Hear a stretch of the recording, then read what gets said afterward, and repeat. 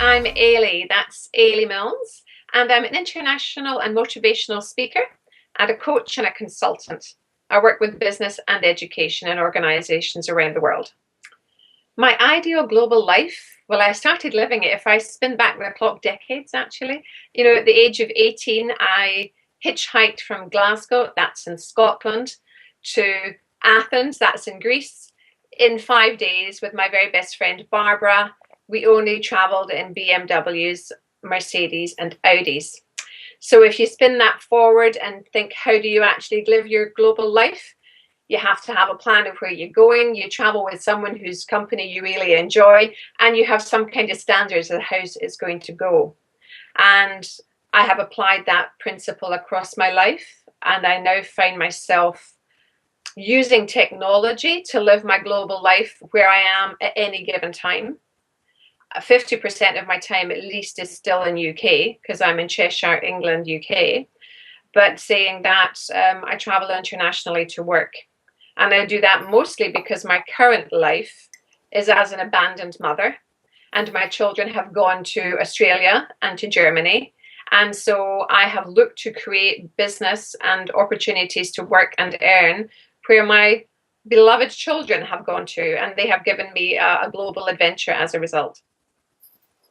So to continue, I created my global life as a result of working very closely with my husband in his business. He was an international project director and project manager.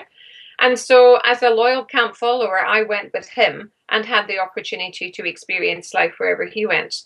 But as it is now, in fact, he has more or less slowed down and closed off his business, and he supports me in mine. So wherever we're going, so let's say recently when I met your colleague in Tallinn, that's a small country in Estonia.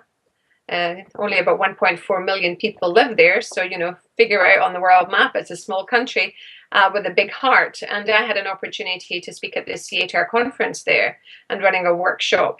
And so what happens when people engage me these days is they actually buy one, but they get two because my husband comes along. He is my business facilitator, manager, managing director, give him whatever title you care to give him, but he supports me in everything I do. So we turn up typically at a hotel, at a conference, wherever that might be in the world. And my wonderful husband does all logistics. He books us into the hotel. He sorts out the Wi-Fi. He books the table reservation for that night. And I just go in and begin to serve the delegates and the clients. And it's a wonderful relationship if you can have your global life with a business partner who also happens to be your life partner and have a tremendous amount of fun on the way. Well, first of all, like me, all those years ago, I decided I wanted to go to Athens. I wanted to go pretty fast, and I took an unusual way of going there. But first of all, decide where you want to go. We have a world map in our kitchen. If you were to come and visit us here, and come on over and visit us, we're very welcoming here in England. We have a world map, and we've already decided on the countries we've been to because my husband's ex-military. Mm-hmm. So we've put little green stickers where we've already been. And then we have the other stickers of where we want to go. And so we have big plans.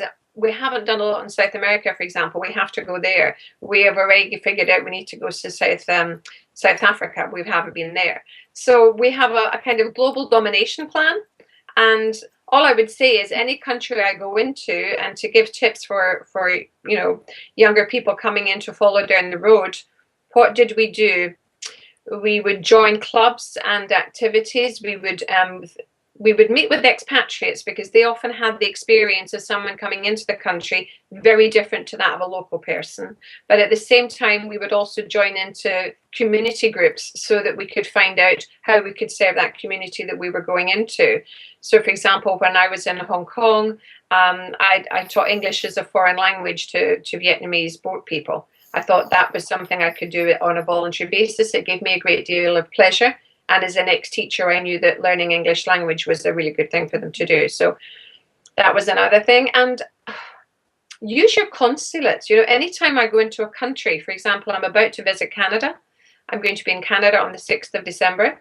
And I'm already engaging with, in my case, being British, the United Kingdom trying to investments. So whatever country you belong to, link in with your country, find that consulate, find your trade and investment company, contacts there and ask them for help. you may well have a visa to go into the country, but on top of that, you do need to let the country know you're there. And that helps for several reasons, because they can help you if you have an issue, but also you can make friends and use the facilities of that organization. And if I take you back to the beginning of this brief interview that we've had together all those years ago when I was hitchhiking across Europe, my second sojourn into Europe was a year later, and I became an au pair in France. Mm-hmm. And my girlfriend, Barbara, still a good friend to this day. I went off and I was right down in Provence in the south of France, and it wasn't going well. And I sent basically a message of, help, come and rescue me. This isn't going well.